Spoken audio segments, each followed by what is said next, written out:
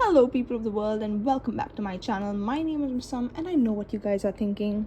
When did this channel start using shitty line drawings instead of live videos? Also, when the hell did I subscribe to this channel? Well, if you haven't subscribed already, you can subscribe now. And also, I really did not feel like doing hair, makeup, lighting, all of that. And I just wanted to sit and talk about one of my new favorite shows, which is currently on Netflix.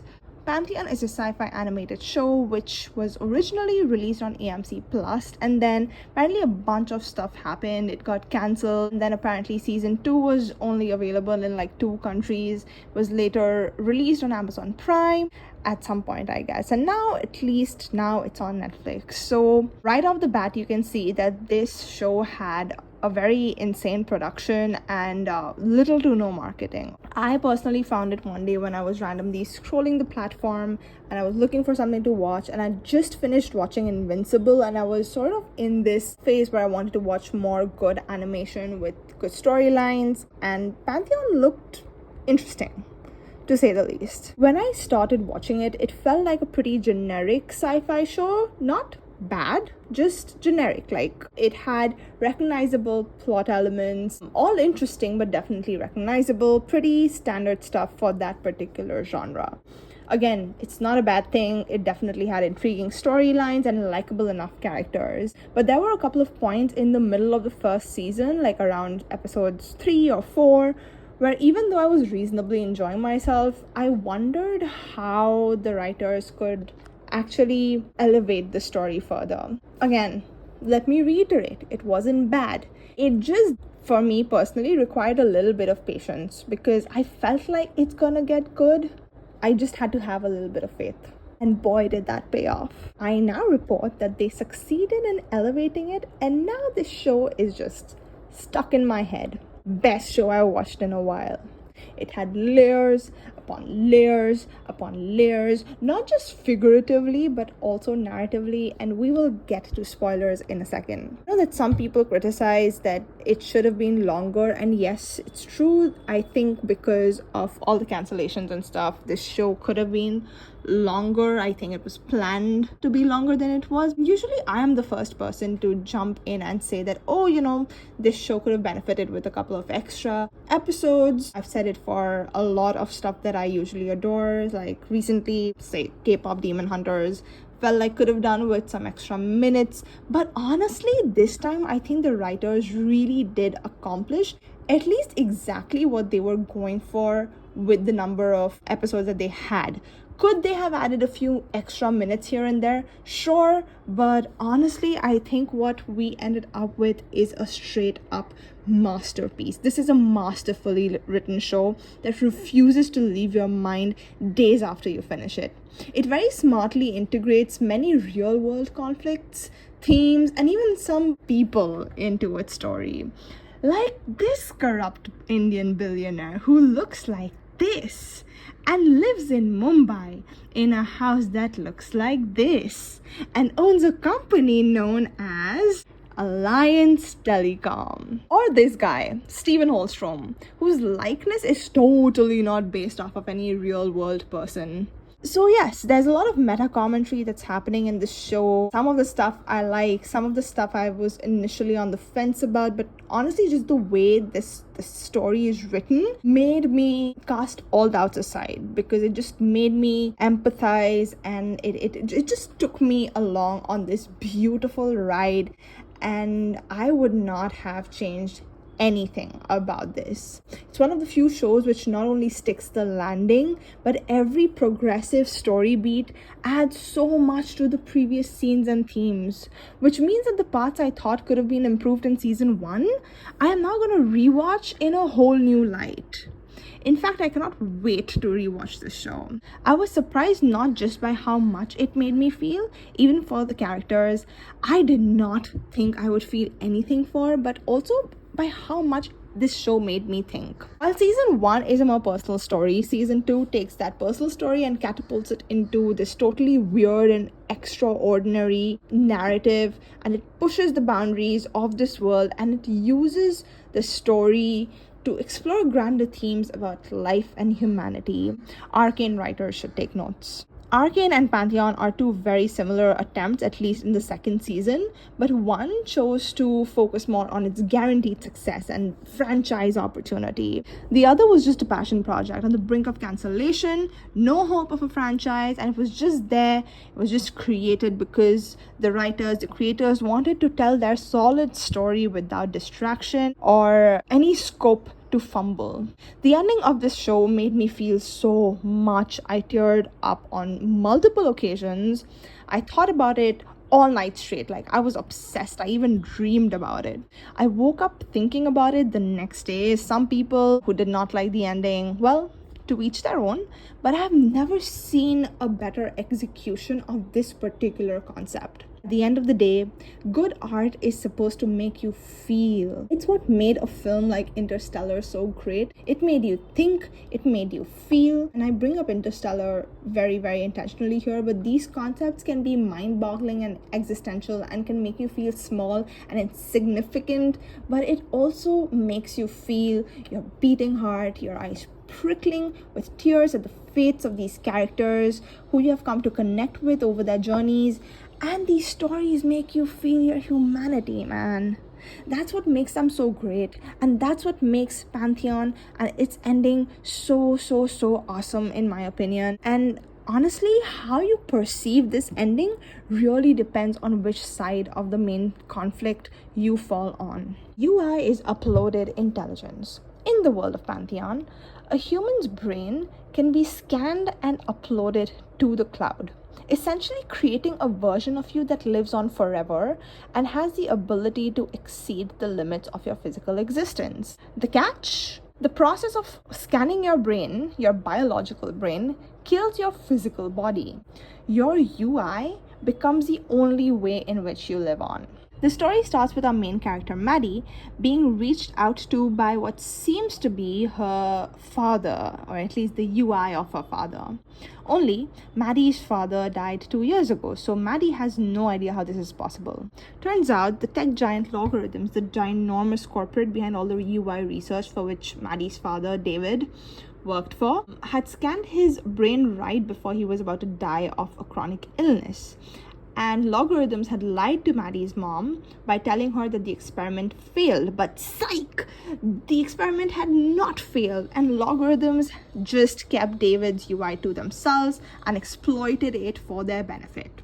One of the biggest issues with this technology is the flaw in every UI, which means that while the UI can basically do anything in the digital space, which includes literally anything from insane computations to manipulating codes, including, by the way, nuclear codes, to having superhero-esque battle sequences, changing their appearance and surroundings, like literally you dream it, you can make it happen as a UI in the digital world. But since UIs use so much power to do all this insane stuff, and time functions differently for UIs, as in they experience time much faster than humans, that digital brains slowly decompose and eventually a UI is lost forever. This flaw is what is keeping Logarithms' UI program from achieving their primary goal of immortality. Because how can human beings live forever if even their digital selves decompose eventually? Logarithms is not happy with this flaw, obviously, and pulls several insanely unethical shenanigans to find a way around this little issue. I'm gonna come to those unethical shenanigans in a little bit. This brings us to the very central question of the story. Is your UI really you? This is where my non-spoiler talk ends, and from here we go full spoiler mode. And the show is really good, you guys. You should absolutely watch it. Come back to this video after you watch it and tell me your thoughts in the comments, because I am dying to talk to people about this. The rest of the video is going to be less about beat by beat recapping, and it's going to be more about how I interpreted the ending and everything that I took away from it. Basically everything I think the show was trying to do with its stories and characters. I feel like I may have analyze parts of this show. I am fully capable of it. But great art demands engagement, and this show is definitely one of my favorite pieces of sci-fi literature out there. This video is basically a way for me to vent and gush about my feelings about watching this show, because I have no idea how many people in my real life will actually end up watching this show, because it's pretty heavy sci-fi and it's also animated, and that's not typically what my friends end up gravitating towards. So if you watched it, drop a comment below and let's talk about this show. Maybe I'm shouting into the void, I don't care. It's still worth talking about. So now we get into spoilers. This is your final warning, because I will be very casually giving away major plot points from here onwards.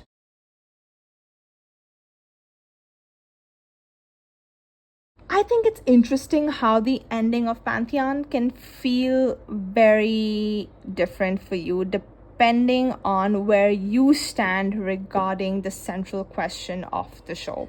Are UI really human? More specifically, is the UI of the dead human the actual human being who actually died? Depending on your answer, the ending can feel like a happy ending or a tragedy.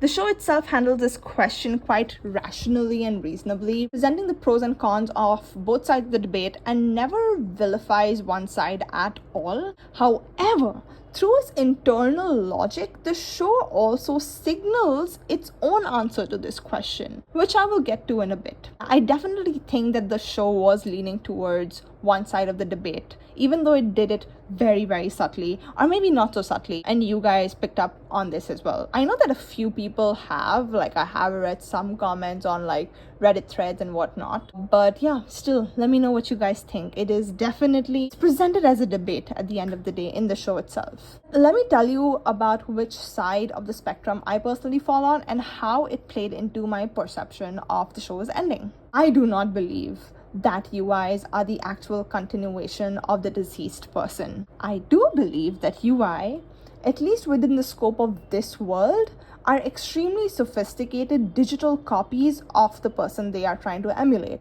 I definitely do think of them separate from actual human beings and more like digital avatars, very, very advanced digital avatars of that person that they're trying to be a copy of. Essentially, UIs are like LLMs, which have been extensively trained on the memories, personality traits, behavioral patterns, and thought processes of that particular human being.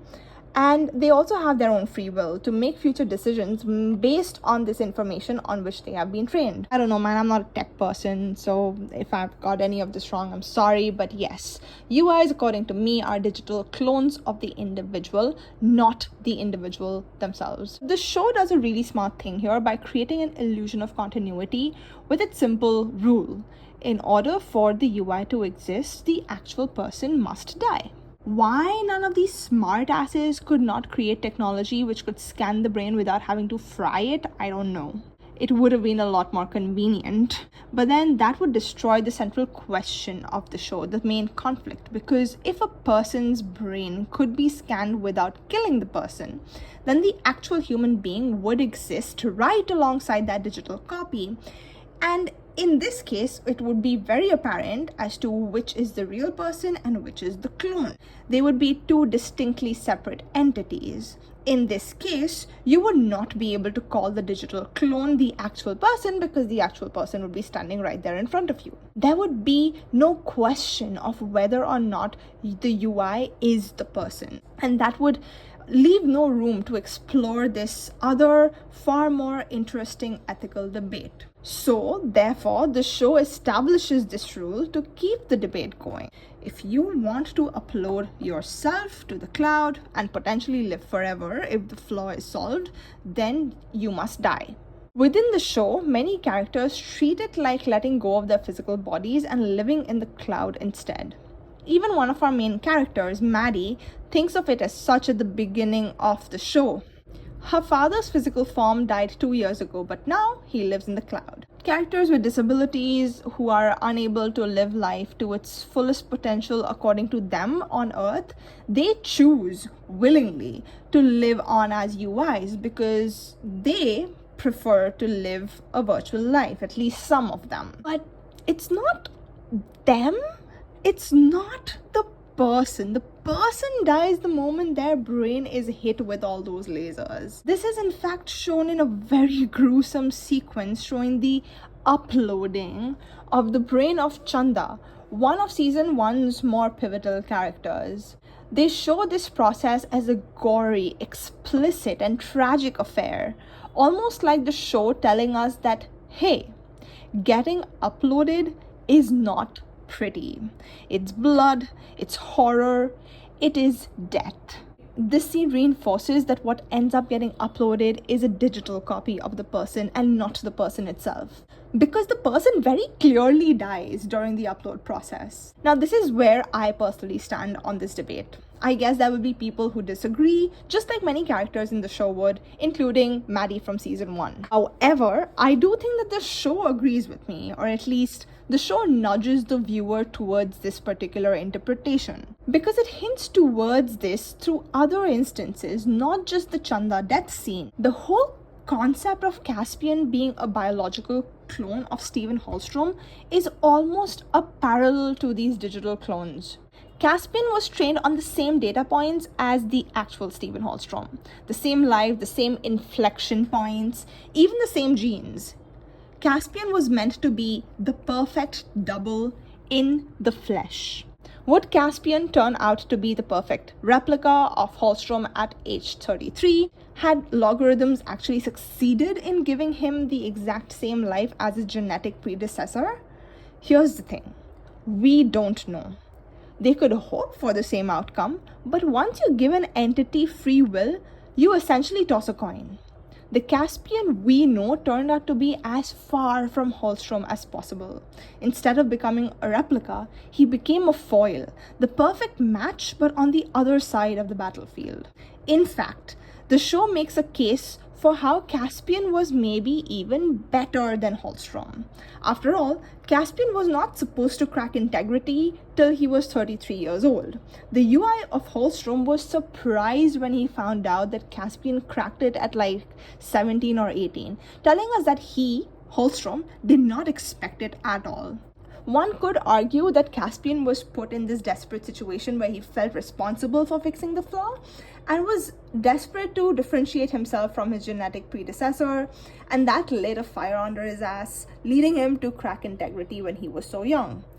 But still, even if that was the case, two things don't change. Number one, Steven's surprise when he found out, and number two, the fact that Caspian solved the flaw in a few months as a teenager, when Hallstrom couldn't during his adult tech career, well into his 20s, and even in the beginning of his 30s. An argument could be made that if Caspian was allowed to continue leading the exact same life without Carrie interrupting the inflection points, then probably he would have turned out exactly like Hallstrom. Sure, you can argue that.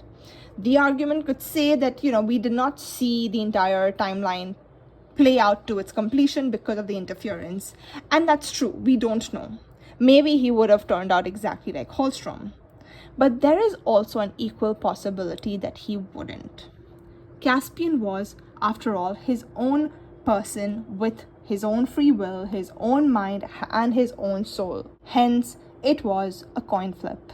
Additionally, there are very subtle hints showing us how, despite being the perfect clone of Hallstrom both in experiences and genes, Caspian was different. We get only one flashback scene showing Hallstrom in his teens when he was approximately around Caspian's age. And from whatever little we saw, Steven's personality was not the same as Caspian's. The differences were subtle, but they were there. When I saw the flashback, I did not for a second think that this person could be Caspian. It was very evidently another person. I knew instantly that this is Hallstrom. This could not be Caspian. Caspian may have had the same genes as Hallstrom and may have been forcefully trained on the same experiences as Hallstrom, but the Caspian we know was also a little moodier, more of a recluse, more perceptive. This line of thought is further evidenced by the fact that the moment Steven's actual digital clone is created, he wants to kill Caspian. Because if Caspian, the biological duplicate of Hallstrom, was alive and lived until 33, then what does that make the digital duplicate of Hallstrom? That question is not easy to answer, however, because to be fair, neither of them are Holstrom. But if it came down to an argument, a stronger case could be made for Caspian being the real deal, since he would have the genes, the experiences, and, the blood, flesh, and bones of Stephen Holstrom. The digital version would be seen as just that, the digital guy. A digital guy not very unlike that avatar Caspian would interact with when he wore those cool Holstrom glasses while solving the problem of the flaw in early season 2. Only this particular avatar, which is the UI version of this avatar, would be just a much more powerful AI trained to think and act exactly like Holstrom. So now, after all this evidence that I've provided, let's circle back to the main question of the show. If an actual biological clone with the same experiences, parenting, inflection points as the original person could not actually be their genetic predecessor, how could then the digital clone be the same person? In essence, according to the internal logic of the show, UIs are not the actual human beings. They are the digital copy of the person. They are just sophisticated avatars of the deceased with the illusion of continuity. If the thesis of the show, in fact, is that UIs are not the person living on, but just a digital intelligent avatar of the person, that completely changes how you view the ending from Maddie's perspective. To recap just a little bit, Maddie loses her father at the age of 12, only to see him reincarnated in his digital form 2 years later. She naively believes that this is her real father, and it makes sense for her to believe this so vehemently. She is a grieving child. Obviously, she will 100% want to desperately believe that this UI, which looks, talks, and feels like her father, is her actual dad. This is a 14-year-old child coping with loss. But just because she wants to believe in something as a way of dealing with grief doesn't mean what she believes in is right. In season 1, Maddie fights tooth and nail to keep the UI version of her father safe. And that journey itself was quite tumultuous, and the decisions she has to end up making can be considered quite traumatic for a 14-year-old. Maddie begins to question her own belief and logic by the time the second season comes around, because she has just lost her father again, and this time as a UI. But even now, there exist copies of him. His UI can be rebooted at any point. So now the question that both the show and Maddie ask the viewer is every version of that reboot her dad? None of these versions will have the memories of the first copy of the UI, which means that every time this UI is rebooted, they start from the point where David Kim died. So anything that happened after that to the first copy of his UI, he has no idea. He does not remember. Maddie remembers, but not him. So how can these reboots really be her dad? But if they aren't her dad, then what does that make the very first UI, the one with which she bonded and formed all those memories with? You see, the moment you start thinking of UIs as the actual continuation of the human being, the logic actually begins to fall apart. Anyway, our girl Maddie loses her dad 3 times in total. 1 in real life, twice as UI. And there's always the potential for her to watch this happen all over again because Logarithms has more copies of her dad. Then, Maddie finds out that she has a sister who's made from the codes of her father and the first UI to ever be uploaded. His sister is a CI, or Cloud Intelligence, the first of her kind, called MIST. MIST itself isn't even a name, it's actually an acronym. Essentially, MIST is a sentient bit of code that not only is thrust onto Maddie as a family member, but she's also the cure to the UI flaw. Now, this isn't necessarily considered a traumatic life event, but I would argue that it's a pretty insane life event, at least, to randomly be given a digital sister when you are questioning the very validity of the logic of UIs being human beings. Is her sister human? Is it a she or is it an it? These are important questions that Maddie rightfully grapples with. As a kid, can't be easy. Then Maddie and Caspian fall in love and support each other through some pretty life-threatening and life-altering adventures. However, ultimately, Caspian has to upload himself to defeat Steven's evil UI or risk the world going into a deadly pandemic. Yeah, that's like a whole plot line. So now Maddie has to watch the boy she has fallen in love with be essentially killed in order for his brain to be duplicated, so the digital copy of his mind can defeat the digital copy of the evil technocrat, of which this boy is actually the biological duplicate. Yeah, it's really cool. I love it. But Maddie is obviously absolutely broken by this. She has not only lost her dad 3 times at this point, she's also lost the love of her life. The worst part, Caspian's UI, despite not having the flaw, thanks to Mist, eventually ends up getting permanently deleted by the government's UI killing virus, SafeServe, designed to protect servers from UIs which, at this point in the story, are considered a threat to humanity. By the way, SafeServe always reminds me of Surfshark. That this is obviously not an ad, but I just couldn't help mentioning it because every time someone said SafeServe on the show, I thought of YouTube video promos. Anywho, Maddie permanently loses Caspian both in human and UI form. And if that isn't the absolute worst part, we also later find out that Maddie gets pregnant. Yup.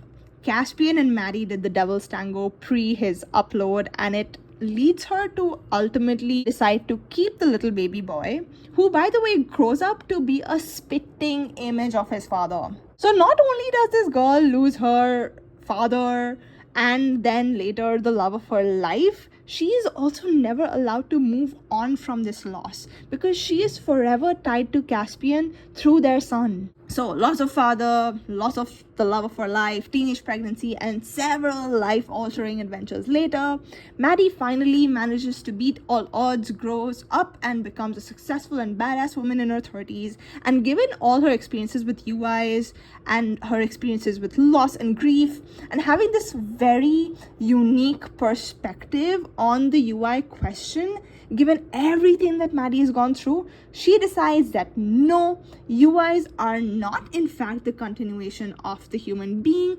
and therefore she decides to never upload because she sees it as it is. She sees getting uploaded as death, followed by digital cloning. However, the world does not share her perspective on this matter, and slowly, almost insidiously, the UI program takes over the planet, and most humans end up choosing to get uploaded to the cloud. The reason why I say insidiously is because, interestingly, there is no law ever put in place about when you can get uploaded. Sure, there's an age restriction, meaning you must be 21 or above to get uploaded. Before that, you need approval from your guardian. But this is so insane to me. You are allowed to unalive yourself, to create a digital clone at 21 just because you supposedly live forever that way, now that the flaw has been cured. There is no law saying that you can only do it, if you're terminally ill or after a certain age, or if you sign a statement saying that you should be uploaded if you've ever been in an accident or are on the brink of death. Nope. It's just completely normalized to digitally clone upload yourself after frying your actual real life brain at literally any point. And this is framed as the future. It's framed as evolution. Only it's not. At least it's not humanity which is evolving.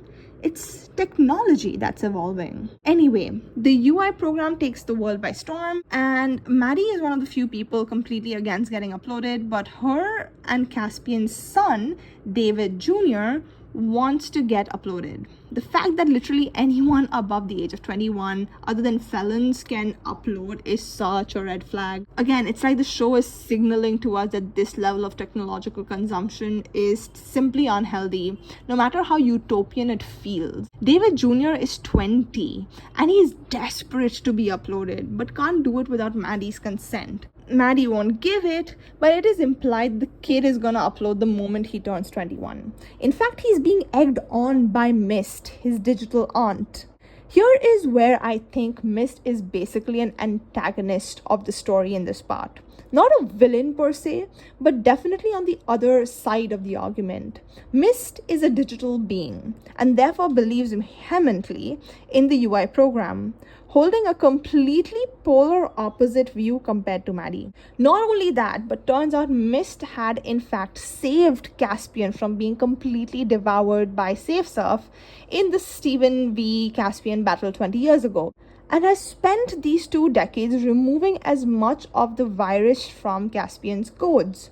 Her plan was to eventually remove all traces of SafeSurf from Caspian's UI and eventually revive him. By the way, during this process, she sees all his memories, thoughts, and feelings and falls in love with him. And while this is an undercooked plotline, I am gonna agree, I feel that this revelation further places her in that antagonistic role, at least to Maddie. Again, I don't think she's a villain, but she is definitely like standing on the opposite end of the room, if that makes sense. However, given the fact that David Jr. really wanted to upload and the tensions were brewing between biological humans and UIs, Mist decides to revive Caspian early so he can be the negotiating voice between humans and UIs, since both sides respect him for his sacrifice and everything he's done to bring around this utopia. And he can also technically be the guardian that signs off on David Jr.'s upload. 2 birds with 1 stone, although the second motivation is honestly quite sinister in my opinion. Anyway, Caspian comes back and he's infected with SafeSurf, and it is made clear that he's on borrowed time until the infection catches up to him and he is once again lost forever.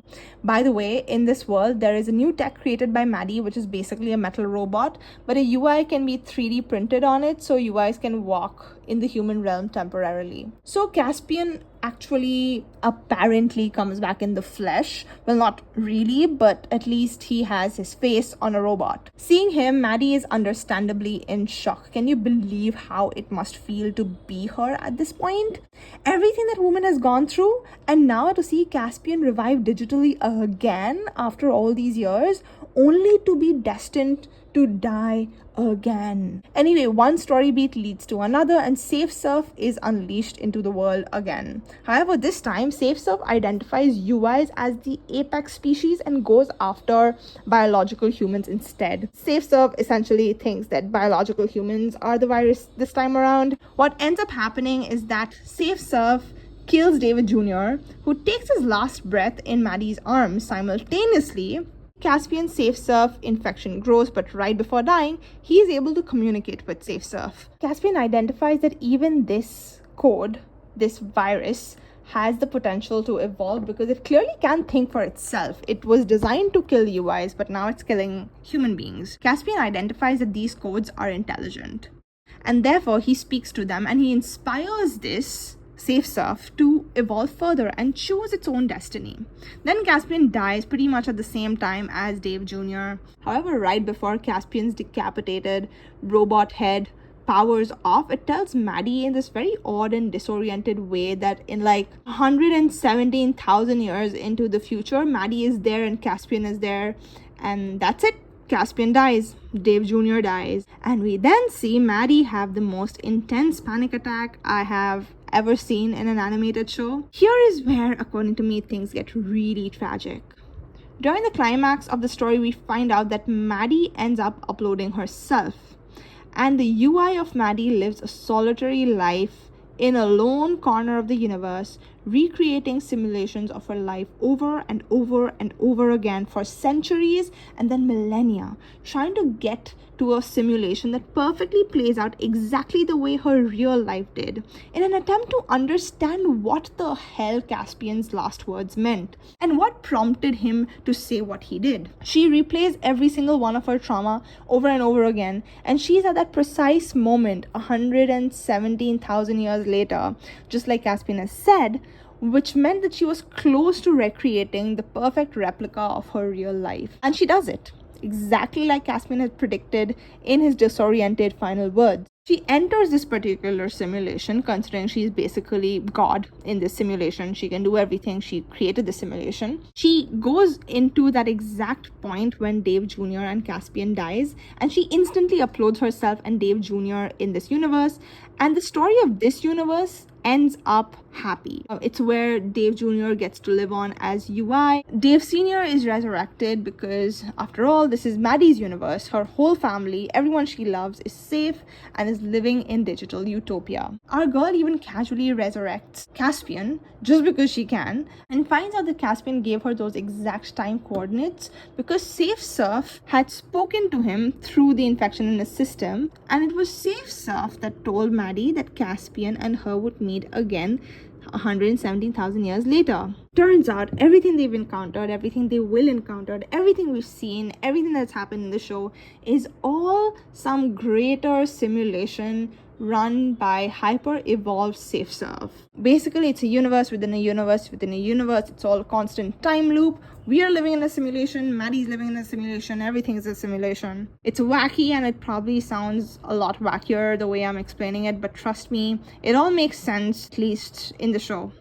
In the end, Caspian and Maddie realize that everything is basically a simulation, so nothing really matters, and they end up entering one of their own little universes in an attempt to relive their lives back when they first fell in love. The reason why I recapped all of it is because, do you understand how incredibly sad this is? This is the story of a woman who once believed UIs were actually their dead loved ones coming back to life, only to realize through loss that nope, this is in fact a morbid illusion and a desperate bid at immortality. She vows to never upload, but then she not only loses her entire family to the digital world, but experiences the loss of the man she loved all over again at the same time as the death of her son. Because here's the thing, Dave Jr. is revived in that utopian simulation that Maddie controls. Because in this universe, she's the controller. She makes the rules. She wants to instantly upload him, she does it. But we do not know what actually happened in the real world.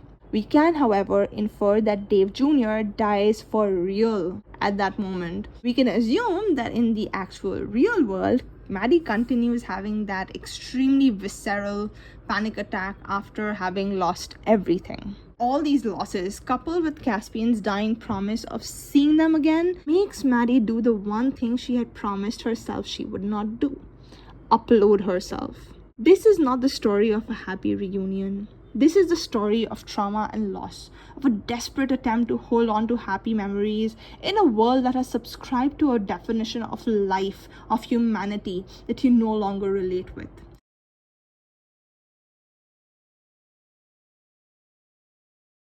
One of the themes of this show is nostalgia, and it's spoken about twice in the show. Once when Maddie explains the meaning of the word to Mist, the fond memories of the past, the wishful feeling of going back to the good old days.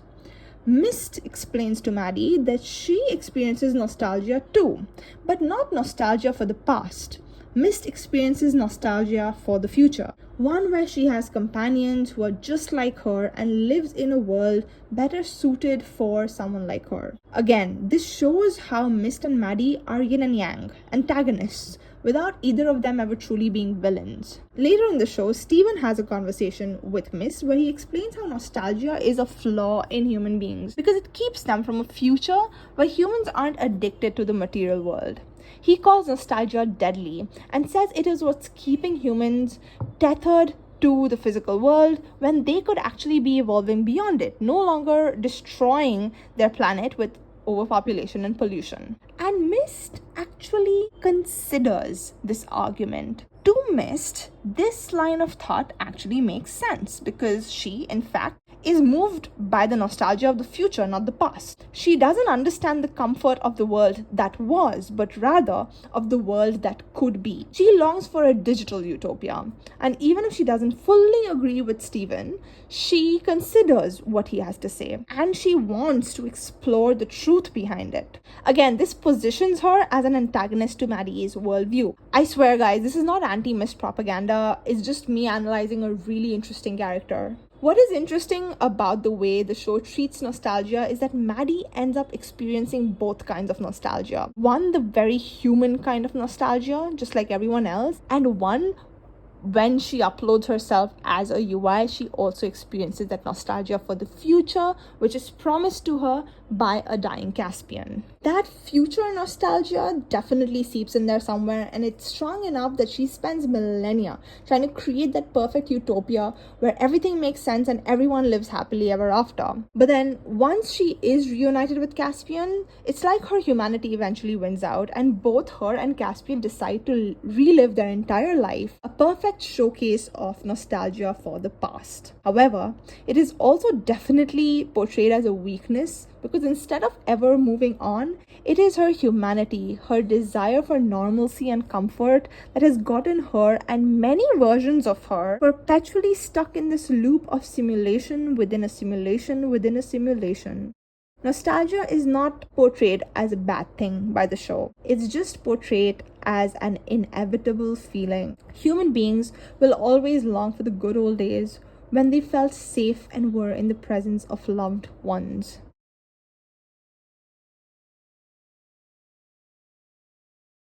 Maddie's trauma, her decision to relive it, her endless cycles and loops, all to make sense of her story and her tragedy, is one of the most human things I've ever seen on screen. I said earlier in this video that your perception of the ending really depends on how you view UIs and their humanity. If you think UIs are in fact continuations of the actual human being, then this ending feels a lot happier. Maddie ends up reuniting with her family and spends the rest of her existence reliving the parts that made her happiest, moments she ends up having greater appreciation for. But if you are like me, you probably view the ending as a tragedy, because the main character dies, she ends up subscribing to a concept she no longer believes in, all because she's trying to search for meaning. She's trying to understand why.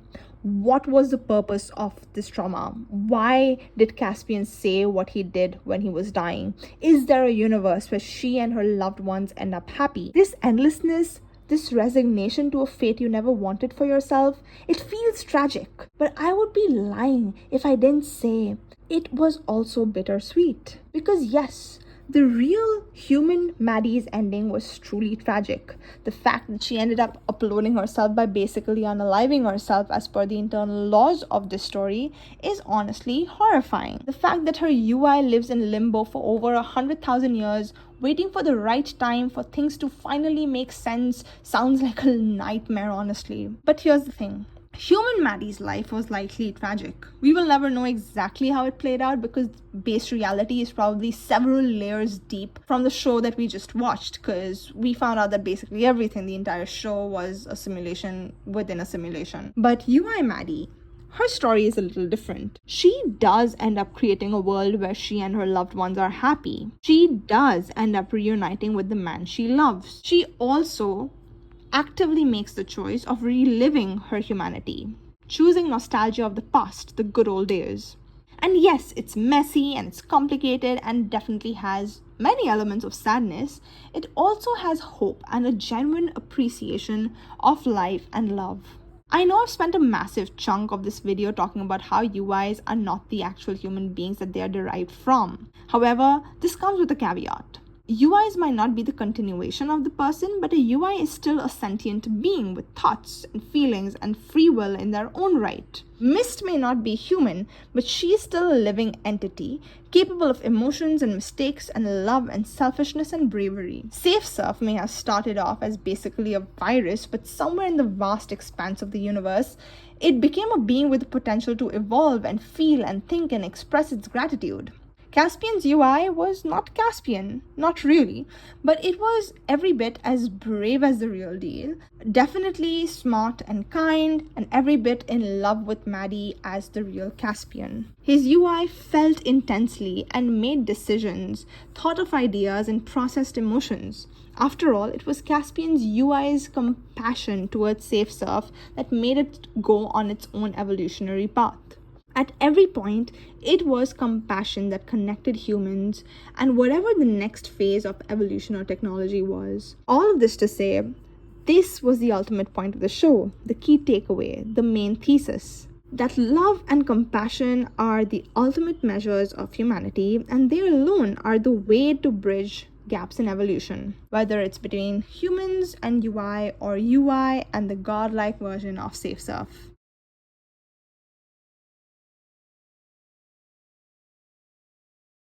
While writing the script, I knew this video would be a pain to film and edit. That's why I never tried to film myself for it. I had so many thoughts and I really hope I was able to convey them properly. I just love how nuanced the show was, and I really hope I can be as good of a writer as the creators of the show one day. If you watched this video till the very end, wow, thanks. Might as well subscribe. I'm probably the YouTuber with the most erratic upload schedule you will ever find on this platform, but you best believe when I drop a video, it's something I'm super passionate about. If you enjoyed my thoughts, do give this video a thumbs up. And more importantly, I'm definitely looking for pals to talk to about this insane show. So please drop your comments. Tell me what you thought about the show, whether you agree or disagree with some of the stuff I said. I'm very excited to hear your perspective. Thanks and bye-bye.